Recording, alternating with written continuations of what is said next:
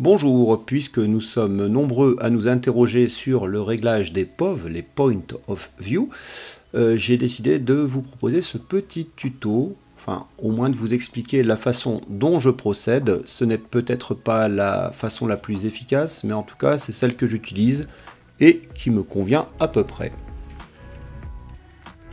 Tout a commencé avec la sortie de VPX 10.8 et la possibilité de régler le POV avec un autre système qui s'appelle le mode Window.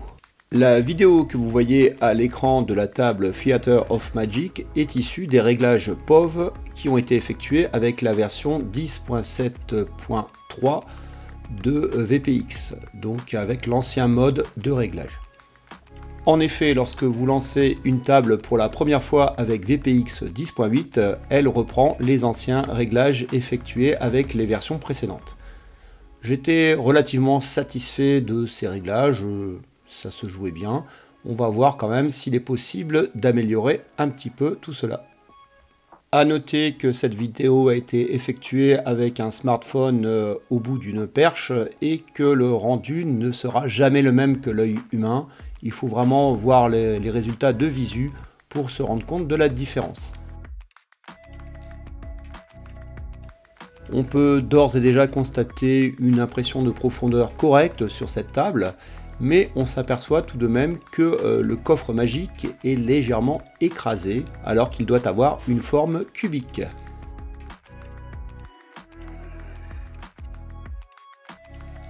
L'ensemble semble malgré tout assez homogène et on ne remarque pas de distorsion de la bille.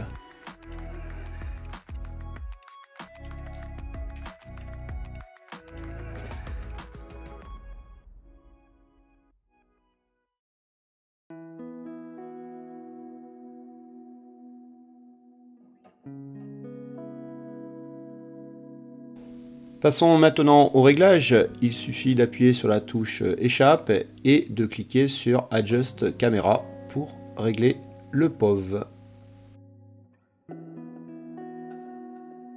Puisque le dernier réglage a été effectué avec une version précédente de VPX, vous allez directement tomber sur le menu Legacy, qui est en fait l'ancienne méthode pour régler le POV. Les valeurs importantes à modifier étaient en effet l'inclinaison et également l'étirement sur l'axe X et l'axe Y. La dernière option en bas, Environment Emission, permet de régler la luminosité de la table. Pour naviguer dans les menus, vous utilisez les MagnaSave gauche et droite pour descendre ou monter et vous utilisez les boutons des flippers gauche et droite pour changer les options.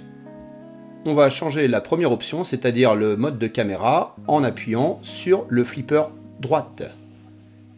Lorsque vous appuyez une fois, vous passez en mode caméra, puis une seconde fois, vous arrivez sur le fameux mode window, celui qui nous intéresse. L'écran est d'abord tout noir, ne vous inquiétez pas, c'est tout à fait normal, puisqu'en fait, par défaut, la valeur Player Z est trop basse et donc on se trouve en dessous de la table. Pour pouvoir voir votre playfield, appuyez sur la touche Entrée de votre clavier ou sur le bouton Launcher de votre PinCab pour lancer la bille. Ouf, on y voit un peu plus clair. Lorsque vous avez appuyé sur le bouton Launcher, vous arrivez sur les options par défaut du mode Window. À savoir, l'étirement en X et en Y sont réglés à 120% et par exemple également le Player Z est réglé sur 80 cm. Habituellement, je commence tout d'abord à modifier X et Y stretch simultanément en ayant les deux lignes vertes et avec les boutons des flippers, je modifie le ratio sans déformer la table. J'essaie tout d'abord de régler le ratio sur la partie horizontale, c'est-à-dire la largeur de la table. Puis après, je modifie la hauteur de la table. Bien entendu, j'utilise régulièrement le Vertical Offset, la troisième option à partir du haut, qui permet de régler le décalage vertical de la table. Personnellement, j'aime bien jouer avec les aprons, c'est-à-dire les règles du jeu, tout en bas de la table, donc je m'arrange pour pouvoir les afficher. À savoir que vous êtes nombreux à ne pas aimer afficher les règles du jeu pour déformer un petit peu moins la table. À ce moment-là, vous aurez un ratio qui sera un peu plus proche de la table réelle. Personnellement, je préfère laisser ces règles de jeu pour ne pas avoir également les flippers trop bas sur le playfield. Après avoir tâtonné, on commence à avoir quelque chose de correct et on va donc passer à la partie primordiale, la plus importante de ce window mode, c'est-à-dire le réglage du player Z. En effet, vous allez laisser certaines valeurs à 0 sans y toucher, comme par exemple le window top X offset, window top Y offset, ainsi qu'également les window bottom X et bottom Y offset que vous laisserez aussi à 0. Je passe désormais aux deux réglages les plus importants, celui du player Y et du player Z. On va commencer par le player Y qui est la distance du joueur par rapport au bas de la table. Donc plus ou moins si vous reculez par rapport à votre flipper ou si vous êtes collé le ventre contre le flipper. Donc par défaut cette valeur est de 20 cm, elle me semble un peu élevée et j'ai souvent tendance à la diminuer pour obtenir environ 4 cm, voire même proche de 0.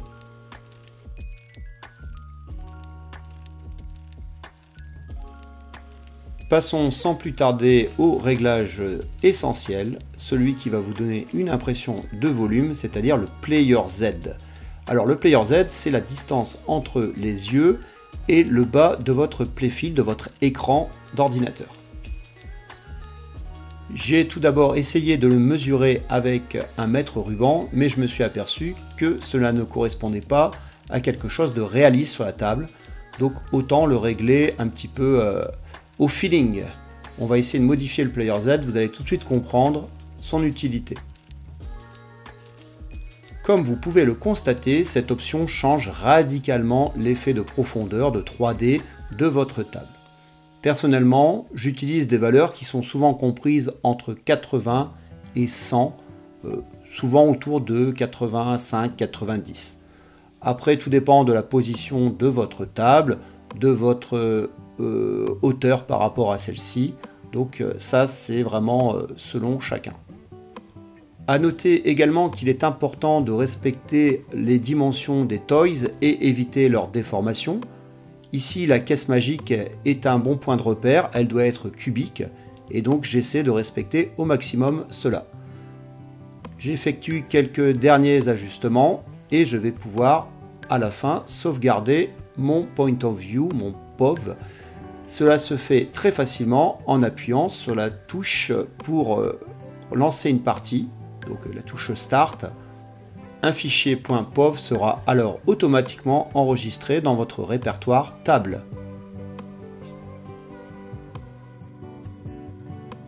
Passons maintenant à un peu de gameplay pour voir la bille en mouvement, puis après j'effectuerai une comparaison entre l'ancienne méthode de réglage et cette nouvelle.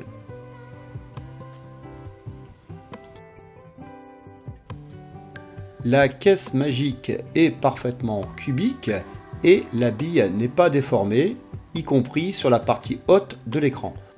En effet, si vous diminuez trop la valeur Player Z, vous aurez un très grand effet de profondeur, mais par contre votre bille sera déformée sur la partie haute du playfield. Ici, les proportions de la bille, de la caisse magique ainsi que du tigre semblent bien respectées. Je suis assez satisfait du résultat. Encore une fois, il faut le voir de visu devant le PinCab puisque le smartphone rend un effet complètement différent de celui de la vision humaine. Je vais procéder à une petite comparaison des deux pour que vous puissiez voir le avant et le après. Excusez-moi à nouveau pour le léger déplacement de la perche pour la caméra.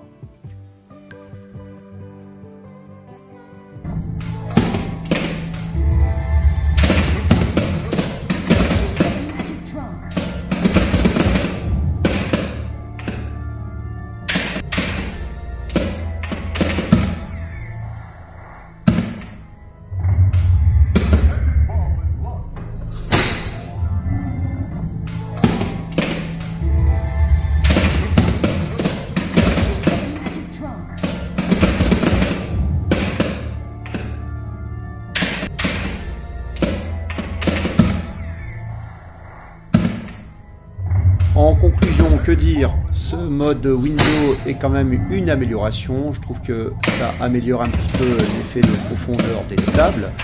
Mais je trouve que ce n'est pas non plus le jour et la nuit à partir du moment où on avait des réglages corrects auparavant avec l'ancien VPX. Cependant, l'amélioration est quand même appréciable, donc je vous encourage tous à passer à VPX 10.8 si ce n'est pas déjà fait et à utiliser ce mode de réglage pour la caméra.